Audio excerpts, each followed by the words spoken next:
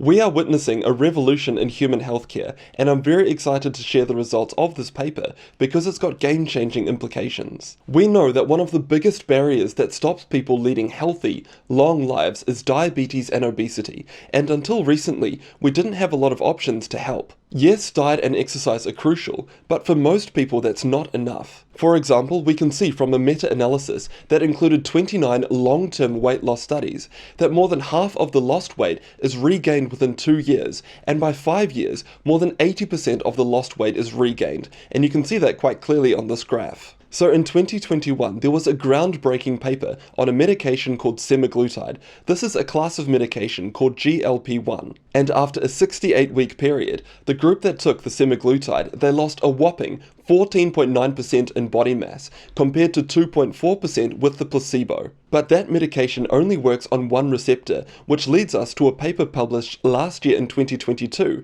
on a medication called tirzepatide. This is a medication that acted on 2 different receptors, and we see game-changing results. Now we're seeing a 20.9% reduction in body mass compared to placebo. Now though, we've got a new medication that acts on 3 different receptors, and it's called retatrutide. And the results that are published in this New England Journal of Medicine paper, published on the 26th of June 2023, they are mind-blowing. It's a phase 2 multi-center randomized double-blind placebo-controlled trial conducted in the United States. It involved people aged between 18 and 75 years of age that either had a body mass index of greater than 30, or they had a body mass index greater than 27 and at least one weight-related condition. Key exclusion criteria though were diabetes, so this was just looking at weight loss. Participants were divided into different groups that used varying dosages of retatrutide. Overall, 81% of the participants completed the 52-week trial, so let's have a look at the results. In the placebo group that only had diet and exercise advice,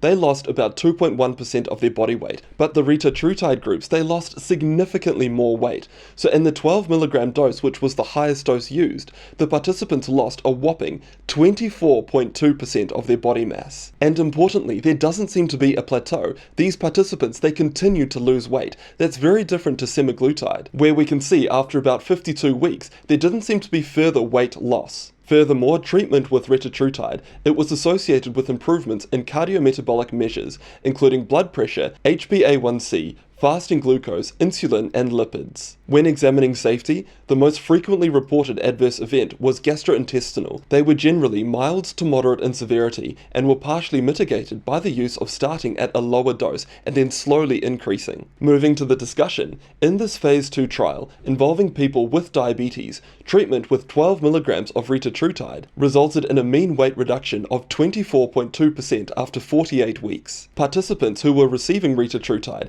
continued to lose weight until treatment was stopped at 48 weeks, so we did not see a plateau. The study finishes by saying that in this phase 2 trial, once weekly treatment of retatrutide resulted in a substantial weight reduction at 24 and 48 weeks, with a dose-dependent efficacy. These results warrant further investigations in the planned phase 3 trial to inform the efficacy and safety of retatrutide for the treatment of obesity. In my clinic, I'm using GLP-1 medications alongside diet and exercise, and we're seeing epic results for our patients. And these therapies, with the way that they're developing, they've got the potential to significantly improve the population's health and extend longevity. Please let me know in the comments what you think about these therapies, and if you're as excited as I am. And make sure to check out this next video here on 2 other medications that I personally take to further improve my health. A massive thank you to DoNotAge.org for their $10,000 donation to my rapamycin study. They are a health research organization, and to benefit from their ingredients, as well as a 10% discount code, check out the pinned comment.